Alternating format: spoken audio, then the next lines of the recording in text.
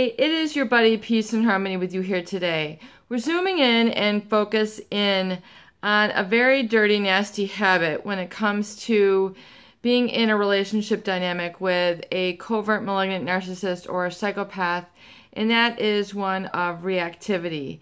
That is one of the pouncing cat syndrome, where you tend to lash out, jump out, and pounce on and get into a reactive sort of conflict consciousness with a covert malignant narcissist or a psychopath in order to prove somebody right, to justify where you're coming from, and to really sort of stand up for your needs. And if you're in a relationship with someone who is a malignant narcissist, they're really going to downgrade the value of your needs, your voice, where you're coming from. And before we get started, I want to give a huge shout out to those of you who have recently made a donation to Peace and Harmony, particularly those from the Great Northwest. We did receive a very generous and kind donation from an area in the Midwest, I believe in the Iowa area.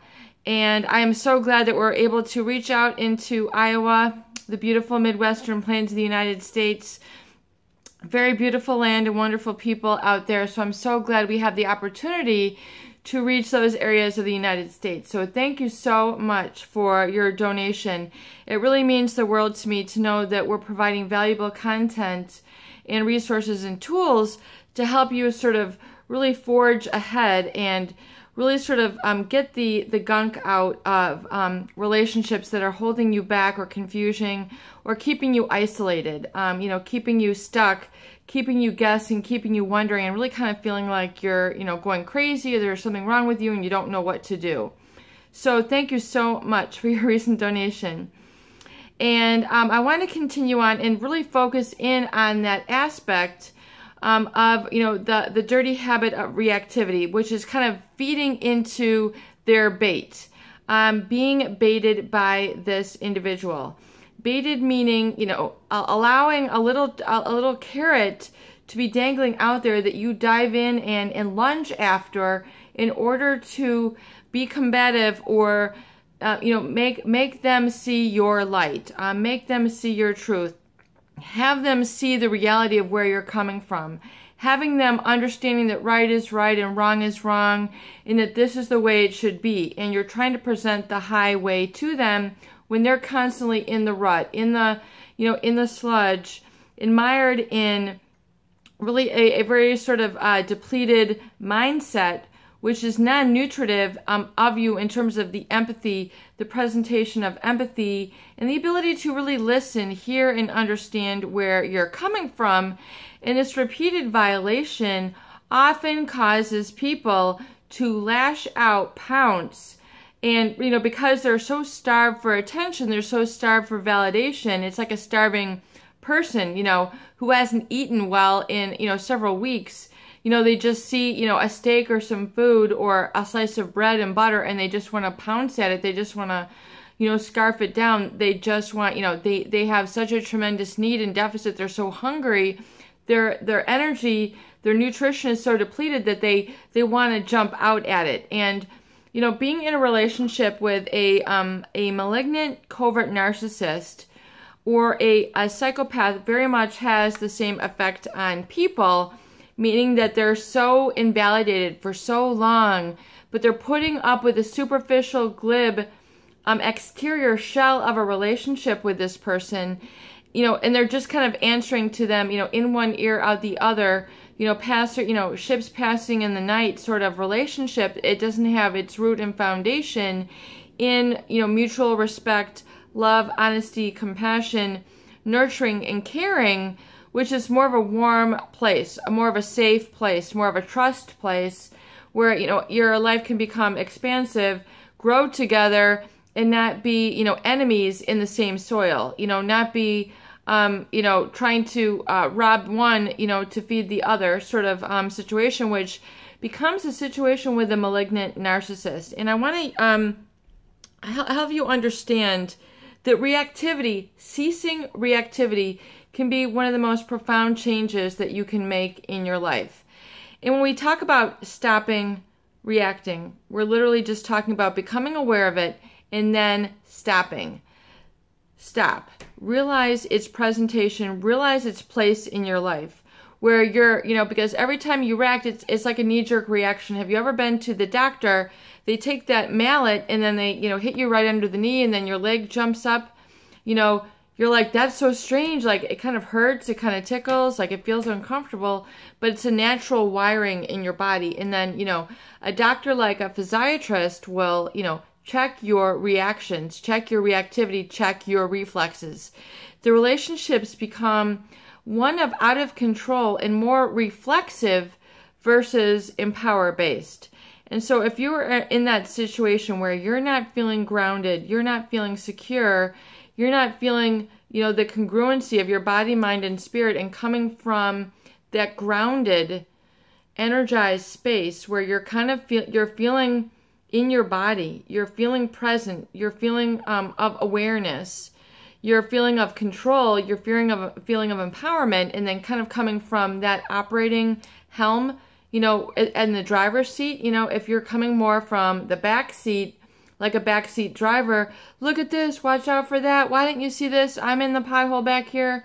You're more in a reactivity mindset, and then constantly reacting really becomes, being driven from the hormones of stress, the cortisol, the adrenalines, that is very taxing on the body to be in, in that energy cocktail for so long. It's not, it's not hydrating. It doesn't keep you in the flow. It's non-nutritive. Your body, your DNA begins to be triggered from this, environmental plaguing, from this environmental, attack, really, because the body perceives this as an attack. If you're in an emotionally manipulative situation where, you're not validated, you're not nourished, you're not allowed to be the seed from which you are, within your personality. I mean, if you think of it like a plant, if you plant corn, you're going to get corn. If you plant beets, you're going to get beets. If you plant soy, you're going to get soy. The narcissist is trying to tell you, we're trying to plant corn and I'm expecting you to come up with cabbages. Why aren't there any cabbages in the field? I planted cabbages. And you're like, no, I'm, this is corn. I am, this is the I am. And, they're trying to make you other than what you are, because to serve their needs. We need cabbage, we need cabbage, we need coleslaw, and then so they're trying to make you, basically grow and be in a situation emotionally manipulated to fit their needs versus you be who you are. And embrace that, love that, be the best stalk of corn you can, be the best bean plant that you can, be the best oak tree, be the best willow tree, be the best maple, whatever it is that you are.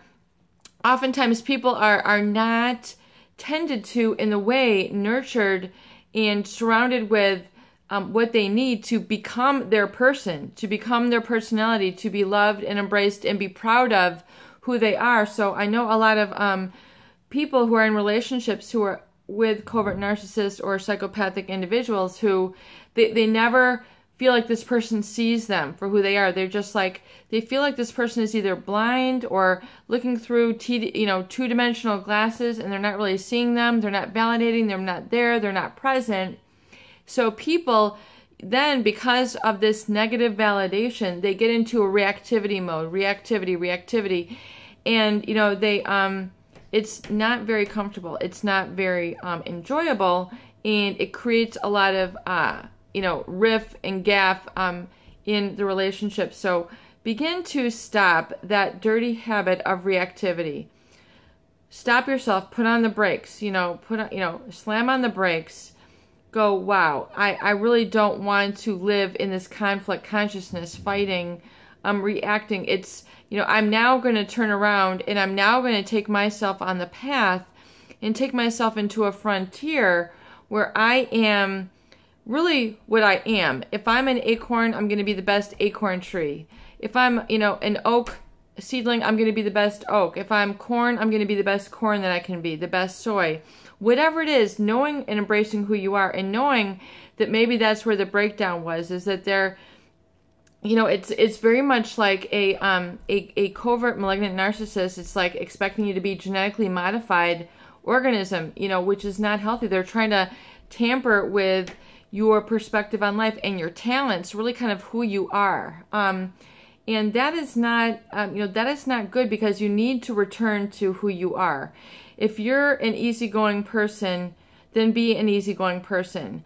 If you're laugh, carefree, loving, affectionate, and giving, then be that person, but make sure that you be who you are around people who will not take advantage, people who will not, you know, use blame shifting, emotional manipulation to make you feel disempowered and less than, and really sort of out of your juncture, out of your, you know, out of your being, out of who you're meant to be. And it's very, very much a surrender, where you say, you know, I'm now surrendering. I'm now going to be really who I'm supposed to be. And even though this person disallowed me from that, I'm now going to give myself the permission to be that. And, you know, if I'm a music lover, then I'm going to be a music lover. If I'm a dancer, I'm going to be a dancer. If I'm an athlete, I'm going to be an athlete. If I'm a cook, I'm going to be a cook. You know, if I'm going to be a seamstress, if I'm going to be a woodworker, if I'm going to be, you know, a yoga guru, if I'm going to be, you know, a wellness guru, if I'm going to now branch off and, you know, explore the benefits of coconut oil, or whatever it is that you are fascinated by, you know, begin to open up that jar and begin to say, you know, what really am I fascinated by? You know, and if, you know, if this narcissistic embattlement and disempowerment, if I didn't spend so much time reacting to people, I would really love to. If I wasn't so caught up and ensnared in reacting, jumping out, and pouncing at, you know, covert malignant narcissists, psychopathic individuals, if that wasn't such a habit for me, I would really be much more comfortable doing.